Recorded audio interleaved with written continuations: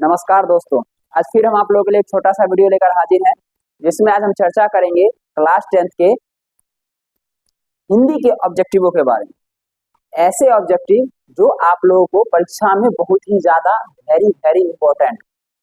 आज से हम रिवीजन स्टार्ट कर रहे हैं। आज आप लोगों का हिंदी का ऑब्जेक्टिव का पहला पार्ट लेकर हाजिर है। आप लोग इस वीडियो को अंत तक देखिएगा और ऑब्जेक्टिव पर फोकस करने का प्रयास कीजिएगा, ठीक है। तो पहला चैप्टर जो आप लोगों का है वह है क्या? वह है श्रम विभाजन और जाति प्रथा। कौन सा है? श्रम विभाजन और जाति प्रथा। अब देखिए, श्रम विभाजन और जाति प्रथा है, इसके बारे में देखिए, इसमें स्मरणीय तथ्य भी है। स्मरणीय तथ्य क्या क्या बातें आप लोगों को याद रखनी है। जैसे इसकी विधा कौन सी है? तो यह एक निबंध है। श्रम विभाजन एक क्या है? निबंध है। बाबा साहब के विख्यात भाषण एनिहिलेशन ऑफ कास्ट का संपादित अर्थ है। कौन से भाषण का अंश है? तो एनिहिलेशन ऑफ कास्ट। किसका? एनिहिलेशन ऑफ कास्ट का। प्रस्तुत निबंध भारतीय लोकतंत्र के भावी नागरिकों के लिए अत्यंत शिक्षाप्रद और पथ प्रदर्शक है। इस निबंध में जाति प्रथा के आधार पर श्रम विभाजन का तार्किक दृष्टिकोण प्रस्तुत है। यानी कि श्रम विभाजन का क्या कहा गया? तार्किक दृष्टिकोण प्रस्तुत किया गया है, ठीक है। रचनाकार यानी इसके लेखक कौन हो गए? भीमराव अंबेडकर, ठीक है। जन्म कब हुआ इनका? 14 अप्रैल 1891 ईस्वी। कहाँ हुआ था? महू मध्य प्रदेश दलित परिवार में, ठीक है। यहाँ आपको 3 ऑब्जेक्टिव क्लियर हो गए। 14 अप्रैल 1891 ईस्वी में महू में हुआ, मध्य प्रदेश के। कौन सा परिवार था? दलित परिवार। मृत्यु कब हुई? दिसंबर 1956 में। कहाँ हुई थी? तो दिल्ली में हुई थी। मानव मुक्ति के पुरोधा बाबा साहब भीमराव अंबेडकर भारतीय संविधान निर्माता, इतिहास मीमांसक, विधिवेता, अर्थशास्त्री, शिक्षाविद और धर्म दर्शन के व्याख्याता थे। यानी ये सब उनकी क्या थी? विशेषताएं थी। किनकी विशेषताएं थी? भीमराव अंबेडकर की। रचनाकार, अब इनकी मुख्य रचनाएं कौन कौन सी हैं? तो इनकी रचनाएं है the kites in India, their mechanism, the untouchable, who are they, who are Shudras, Buddhism and communism, Buddha and his Dhamma. ये सब क्या है? इनकी रचनाएं हैं, ठीक है। तो अब हम लोग चलते हैं ऑब्जेक्टिव पर चल रहे हैं। तो देखिए, पहला ऑब्जेक्टिव है क्या? तो पहला ऑब्जेक्टिव है श्रम विभाजन और जाति प्रथा के लेखक कौन है? तो श्रम विभाजन और जाति प्रथा के लेखक कौन है? तो आप लोगों को पता है, भीमराव अंबेडकर। दूसरा क्वेश्चन है, बाबा साहब भीमराव अंबेडकर का जन्म कब हुआ था? बाबा साहब भीमराव अंबेडकर का जन्म कब हुआ था? तो यहाँ देखिए, 14 अप्रैल 1891 है, 14 अप्रैल 1892 है। 14 अप्रैल तो पता है, तो 1891। बाबा साहब भीमराव अंबेडकर का जन्म किस राज्य में हुआ था? अभी जस्ट क्लियर हुआ है, आप लोग बताइएगा। एकदम सही है, मध्य प्रदेश। एकदम सही है, मध्य प्रदेश। श्रम विभाजन और जाति प्रथा गद्य की कौन सी विधा है? कौन सी विधा है? कहानी है, नाटक है, निबंध है, आत्मकथा है? ये निबंध है। कौन चीज है? निबंध है। भीमराव अंबेडकर के विख्यात भाषण एनिहिलेशन ऑफ कास्ट का हिंदी रूपांतरण किसने किया था? तो इसका हिंदी रूपांतरण किसने किया था? अमर सिंह यादव, ललय सिंह यादव, रूपम सिंह यादव, ललन सिंह यादव। तो ललय सिंह यादव, ठीक है। आप चलते हैं अगले क्वेश्चन पर। तो देखिए, छठा क्वेश्चन, भारतीय संविधान का निर्माता किसे कहा गया है? भारतीय संविधान का निर्माता किसे कहा जाता है? तो इसका ऑप्शन क्या है? भीमराव अंबेडकर सही ऑप्शन होगा, ठीक है। श्रम विभाजन और जाति प्रथा पाठ बाबा साहब के किस भाषण से संबंधित है? कौन से भाषण से लिया गया है श्रम विभाजन और जाति प्रथा? The kites in India, their mechanism, justice and development, annihilation of caste, Buddhism and communism. इसका ऑप्शन होगा annihilation of caste. Bhimrao Ambedkar के मुख्य प्रेरक व्यक्ति कौन रहे हैं? बुद्ध, कबीर, ज्योतिबा फुले या सभी? इसका ऑप्शन होगा सभी।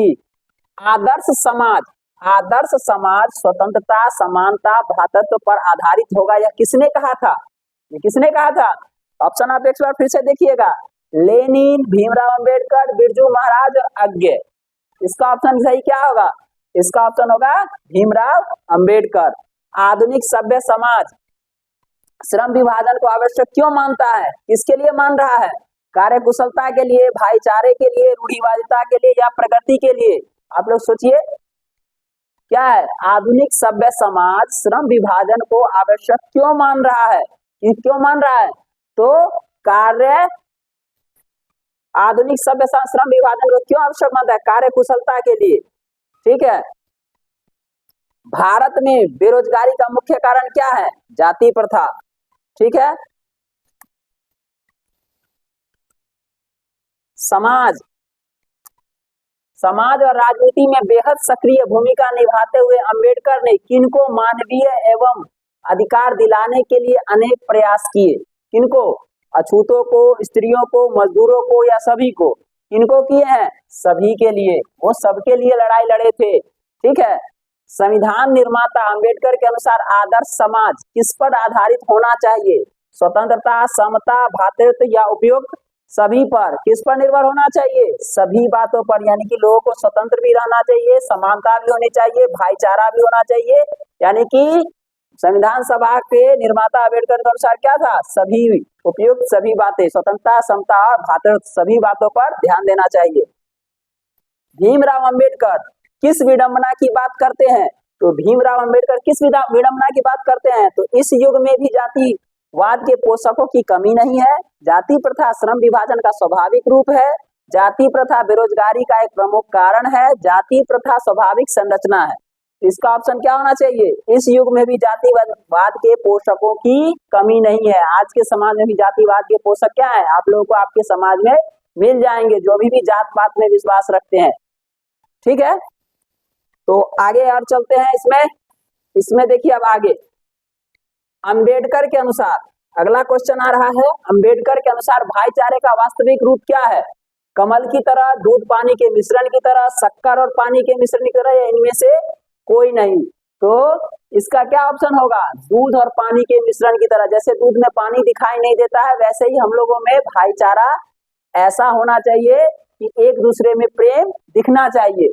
लेखक भारत में बेरोजगारी का एक मुख्य और प्रत्यक्ष कारण किसे मानते हैं? किस चीज को? कार्य कुशलता, जाति प्रथा, उद्योग धंधों में कमी या भ्रष्ट राजनीति? इसका ऑप्शन क्या होगा? जाति प्रथा। जाति प्रथा को श्रम विभाजन मान लिया जाए तो यह स्वाभाविक विभाजन नहीं है, क्योंकि यह मनुष्य की रुचि पर आधारित नहीं है। यह कथन किस पाठ का है?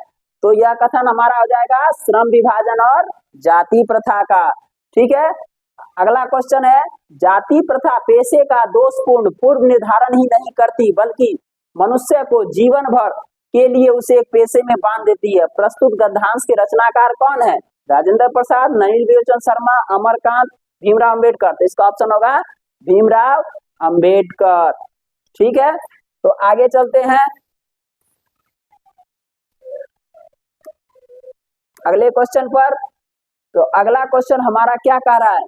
अगला क्वेश्चन कह रहा है कि यह विडंबना की बात है कि इस युग में भी जातिवाद के पोषकों की कमी नहीं है। यह कथन किस पाठ से लिया गया है? यह कथन हमारा किस पाठ से है? श्रम विभाजन और जाति प्रथा। जाति प्रथा का श्रम विभाजन मनुष्य की स्वेच्छा पर निर्भर रहता। मनुष्य की व्यक्तिगत भावना, व्यक्तिगत रुचि का इसमें कोई स्थान और महत्व नहीं रहता है। प्रस्तुत गद्यांश किस पाठ से लिया गया है? यह बातें किस पाठ से उद्धृत हैं? यह बातें श्रम विभाजन और जाति प्रथा पाठ से उद्धृत हैं। बुद्ध एंड हिज धम्मा के लेखक कौन है? हम शुरुआत में ही बताए थे, आप लोग को ध्यान होगा तो हमने चैप्टर जिस समय ये शुरू किया था उसी समय बताए थे उनके प्रसिद्ध पुस्तकों के नाम। तो उसमें भी था बुद्ध एंड हिज धम्मा के लेखक कौन है? भीमराव अंबेडकर। एकदम सही है आप। हु आर शुद्राज किसकी रचना है? हु आर शुद्राज किसकी रचना है? तो यह भी रचना आपकी है, भीमराव अंबेडकर। भाईचारे का दूसरा नाम क्या है? समाज, लोकतंत्र, श्रम या सहयोग? भाईचारे का दूसरा नाम क्या है? आप ही लोग बताइए। भाईचारे का दूसरा नाम है लोकतंत्र। लोकतंत्र में सभी लोग आपस में मिलजुल कर रह सकते हैं। ठीक है। अब चलते हैं हम लोग फिर से अगले क्वेश्चन पर। अंबेडकर ने किनको मानवीय अधिकार और सम्मान दिलाने के लिए अथक संघर्ष किया? किसको संघर्ष किए हैं वो? अछूतों को, स्त्रियों को, मजदूरों को या सभी को? सभी को। यह क्वेश्चन रिपीट हो गया है। ठीक है। किनके प्रोत्साहन पर अंबेडकर उच्चतर शिक्षा के लिए न्यूयॉर्क गए थे? न्यूयॉर्क किसके प्रयास से गए थे? तो बड़ौदा नरेश, ग्वालियर नरेश, जयपुर नरेश, महात्मा गांधी। बड़ौदा नरेश ने इनको क्या दिया था? छात्रवृत्ति दिया था, जिसके द्वारा ये क्या हुए थे? ये विदेश जा सके थे पढ़ने के लिए। ठीक है। द कार्ड्स इन इंडिया किसके द्वारा लिखा गया है? द कार्ड्स इन इंडिया किसके द्वारा लिखा गया है? तो यह लिखा गया है भीमराव अंबेडकर के बारे में, सॉरी उन्हीं के द्वारा लिखा गया है। भारत सरकार के कल्याण मंत्रालय से बाबा साहब अंबेडकर संपूर्ण वाडम्बे कितने खंडों में प्रकाशित हो चुका है? यानी कि बाबा साहब का जो काव्य खंड है वो कितने भागों में प्रकाशित किया गया है? तो 21 खंडों में। श्रम विभाजन, जाति प्रथा भाषण जो लाहौर के किस वार्षिक सम्मेलन के लिए तैयार किया गया था? लाहौर के किस वार्षिक सम्मेलन के लिए भीमराव अंबेडकर श्रम विभाजन जाति प्रथा जो भाषण तैयार किया गया था वो किसके लिए किया गया था? कौन से साल के लिए? तो यह भाषण 1936 में हुआ था। इस युग के भी जातिवाद में पोषकों की कमी नहीं है। लेखक के अनुसार यह बात कैसी है? यह कैसी बात है? यह कौन सी बात है? तो यह बात आपकी सम्मान की नहीं है, ना आदर्श की है, ना गौरव की है, विडंबना की बात है। किसकी बात है? विडंबना की। यह बात आपकी है विडंबना की। ठीक है। बाबा भीमराव अंबेडकर का निधन कब हुआ था? 1956। कब हुआ था? 1956। महू मध्य प्रदेश किनका जन्म स्थान है? भीमराव अंबेडकर का। देयर मैकेनिज्म ये किसका लिखा हुआ है? तो देयर मैकेनिज्म भीमराव अंबेडकर का लिखा हुआ है। विडंबना का अर्थ क्या है? समर्थन, पालन, उपहास या अचानक। विडंबना का मतलब क्या होगा? विडंबना का समर्थन होगा या पालन होगा या उपहास होगा या अचानक होगा? विडंबना का होता है उपहास, यानी कि आप विडंबना का मतलब एक तरह से उपहास, इसलिए कि आपका मजाक बनाया जाता है कि आपसे यह काम नहीं हो सकता है। लेकिन फिर भी भीमराव अंबेडकर के भी जीवन में कई सारे ऐसे प्रेरक प्रसंग हैं जिनमें क्या कहते हैं, उनका बहुत सारा मजाक बनाया गया, लेकिन फिर भी उन्होंने क्या हुआ, अपने समाज को बदलने का प्रयास किया और अब उन्होंने भारत का संविधान लिख दिया। दलित होते हुए भी उनकी बहुत सारी विडंबनाएं, उन्हें क्लास में बैठने नहीं दिया जाता था, उन्हें क्लास से बाहर निकाल दिया जाता, उनकी पुस्तकें फाड़ दी जाती थी। फिर भी वो क्या करते, निरंतर प्रयास करते करते बड़ौदा नरेश के छात्रवृत्ति के द्वारा विदेश गए पढ़ने के लिए। ठीक है, तो यह उन्हीं का है विडंबना, यानी कि उनका उपहास बहुत बनाया जाता था। भारत में जाति प्रथा का मुख्य कारण क्या है? भारत में जाति प्रथा का मुख्य कारण क्या है? बेरोजगारी है, अशिक्षा, उद्योग धंधों में कमी है या राजनीति है? यह आपका ऑप्शन हो जाएगा बेरोजगारी। जितना बेरोजगारी रहेगा उतना ज्यादा जाति प्रथा में ही खोज किया जाता है। मानव मुक्ति के पुरोधा किसे कहा गया है? मानव मुक्ति के पुरोधा किसे कहा गया है? भीमराव अंबेडकर को कहा गया है। ठीक है, जाति प्रथा क्यों और स्वाभाविक विभाजन नहीं है? जाति प्रथा क्यों और स्वाभाविक विभाजन नहीं है? भेदभाव के कारण, शोषण के कारण, गरीबी के कारण, रुचि पर आधारित नहीं होने के कारण। तो इसका ऑप्शन होगा ये रुचि पर आधारित नहीं होने के कारण स्वाभाविक विभाजन नहीं है। जैसे कि किसान के बेटा का अगर मन है कि वह किसानी ना करे, वह किसी कोई दूसरा कार्य करे या अच्छा पढ़ लिख कर क्या कहते हैं कोई अच्छे पद पर जाए, तो यह क्या है, उसकी रुचि के कारण संभव हो सकता है।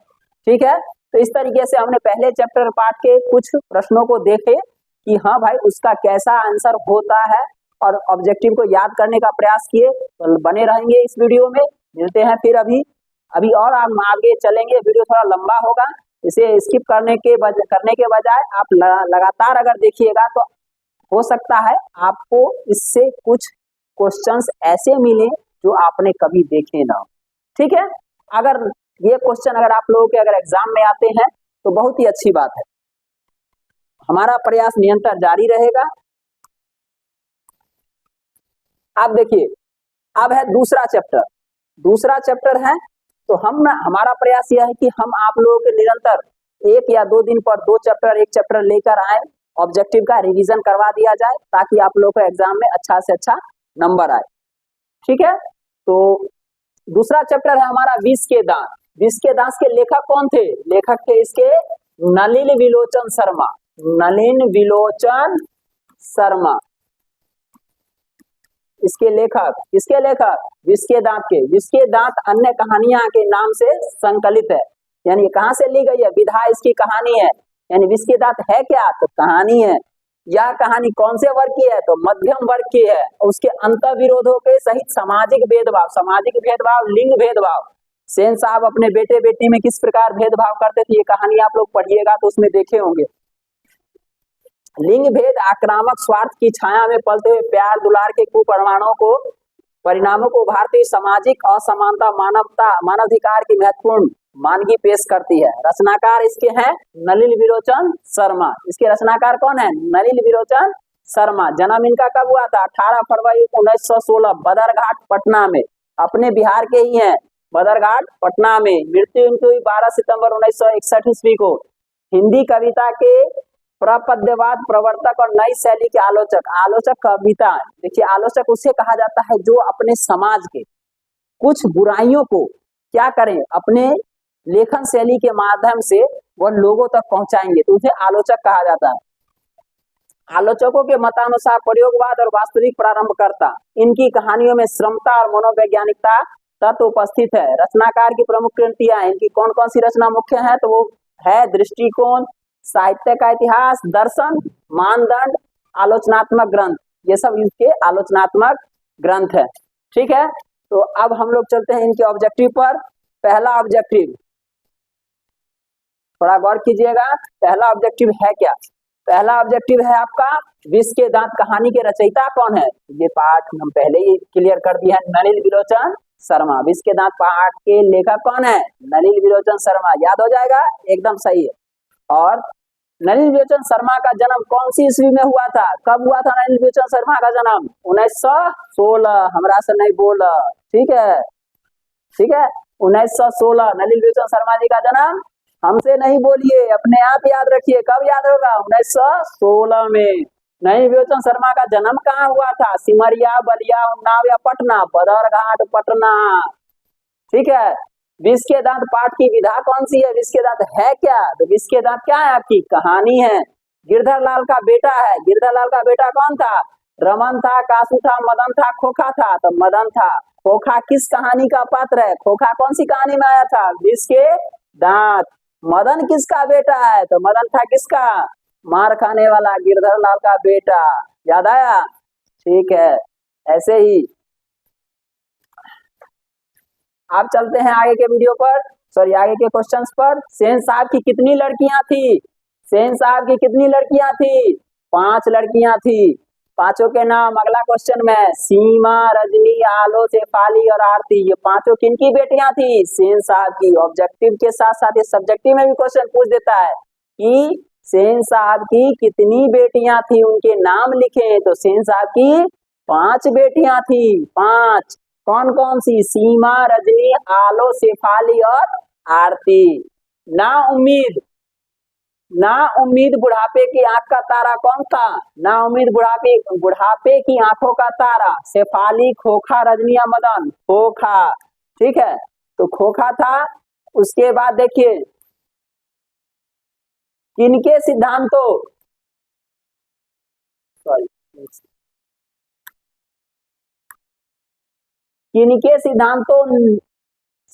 किसके अनुसार सेनों ने सिद्धांतों को भी बदल दिया था? किसके अनुसार सेनों ने सिद्धांतों को भी बदल दिया था? तो वो अपने बेटे के अनुसार। खोखा, ना उम्मीद, यानी बुढ़ापे में उन्हें क्या हुआ था? एक बेटा हुआ था जिसके कारण उन्होंने अपने सिद्धांतों को भी बदल दिया था। खोखा के दांत किसने तोड़े थे? खोखा के दांत किसने तोड़े थे? मदन ने। सही है, मदन ने। सेन साहब की कार की कीमत कितनी थी? 7,500। कितनी? 7,500। सेन साहब की आंखों का तारा कौन है? तो खोखा। खोखा क्या है? बंगाली भाषा में बेटे को खोखा कहा जाता है। ठीक है। मोटर को कोई खतरा हो सकता था तो किससे? मदन से, खोखा से, सीमा से, शेफाली से? तो खोखा से। ठीक है। लड़कियां तो पांचों बड़ी सुशील है, पांच पांच ठहरी और सो भी लड़कियां तहजीब और तमीज की जीती जागती मूर्त है। यह गद्यांश किस पाठ का है? यह गद्यांश है विस्के दांत का। सेन साहब की नई मोटर कार किस रंग की थी? नीली, काली, सफेद, लाल? काली रंग की थी। ठीक है। इसी प्रकार अगला है महल और झोपड़ी वालों की लड़ाई में अक्सर महल वाले ही जीतते हैं। यह गद्यांश के लेखक कौन है? नलिन विलोचन शर्मा। नलिन विलोचन शर्मा। ठीक है। आप चलते हैं फिर आगे। विष के दांत। विष के दांत कहानी किस वर्ग के अंतर विरोधों को दर्ज उजागर करती है? यह जो है आपका मध्यम वर्ग, मध्यम वर्ग के अंतर विरोधों को उजागर करती है। सेन साहब अपने बेटे खोखा को बड़ा होकर क्या बनाना चाहते थे? पत्रकार, खिलाड़ी, बिजनेसमैन, इंजीनियर या डॉक्टर? Businessman, engineer. सेन साहब की नई मोटर कार पिछली बत्ती का लाल शीशा किसने चकनाचूर किया था? सेन साहब की मोटर कार की पिछली बत्ती को किसने, लाल शीशा किसने चकनाचूर किया था? कासू ने। खोखा जीवन के नियम का अपवाद था और यह अस्वाभाविक नहीं था कि वह घर के नियमों का भी अपवाद हो। यह गद्यांश किस पाठ का है? किस पाठ से लिया गया है? विष के दांत। इस तरह के क्वेश्चन आप लोग देखिएगा, तुरंत मार सकते हैं। हिंदी में आप लोगों को जितने भी ऑब्जेक्टिव हैं वो ऑब्जेक्टिव एकदम आसान रहते हैं, आसान रहते हैं। उन आसान ऑब्जेक्टिवों को अगर हम लोग ढंग से पढ़ेंगे तो हम लोग हिंदी में 50 के 50 ऑब्जेक्टिव सही कर सकते हैं। इसलिए आप लोग एकदम जी तोड़ मेहनत कीजिए और इस वीडियो को देखते रहिए। आगे भी चलते हैं, इसमें और अभी क्वेश्चंस हैं। ठीक है। खोखा के पिता कौन थे? अखबार नवीस, सेन साहब, पत्रकार या गिरधर लाल? कौन है? सेन साहब। किसके लिए घर में अलग नियम थे, दूसरों की तरह शिक्षा थी? किसके लिए घर के नियम अलग थे? बेटियों के लिए अलग नियम थे और बेटों के लिए अलग। बेटा तो बाबू एक ही था, इकलौता आंखों का तारा, ना उम्मीद बुढ़ापे का। कौन था? खोखा। तो उसके लिए क्या थे? अलग नियम थे। मैं चाहता हूं कि वह जेंटलमैन जरूर बने और जो कुछ उसका काम है उसे पूरी आजादी रहेगी। अपने बच्चे के विषय में यह किसका ख्याल था? कौन कहे थे?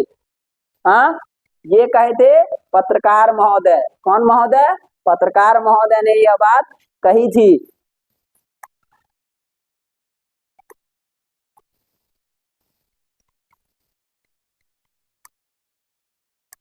ऐसे लड़के ही आगे चलकर गुंडे, चोर, डाकू बनते हैं। यह कहानी, यह पंक्ति कहानी के किस पात्र ने कही थी? यह पंक्ति किस कहानी के किस पात्र ने कही थी? आप लोगों को याद है कहानी? तो यह पंक्ति किसने कहा था? सेन साहब ने कहा था। किसके लिए कहा था? तो मदन के लिए कहा था। गिरधर लाल, सेन साहब की फैक्ट्री में क्या था? तो एक किरानी था। ठीक है। हिंदी कविता में प्रपद्यवाद के प्रवर्तक कौन है? नलिन विलोचन शर्मा।